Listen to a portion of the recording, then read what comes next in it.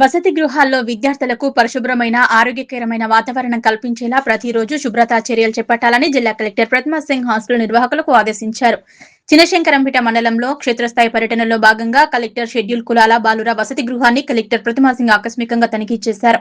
ఈ సందర్భంగా హాస్టల్లోని వంటగది, స్టోర్ రూమ్లను పరిశీలించి ఆహార పదార్థాల నిల్వ, పరిశుభ్రతను తనిఖీ చేశారు.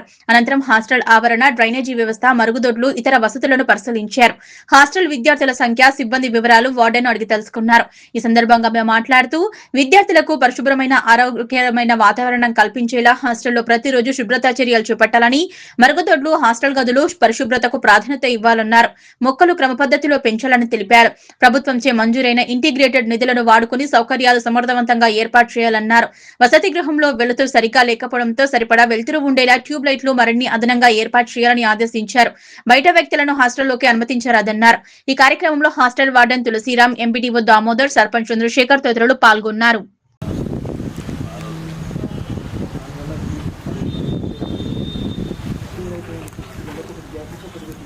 కానీ ఇప్పుడు 17 పిల్లలు ఉన్నారు. ఒకసారి ముగ్గురు స్నానం చేస్తున్నారు.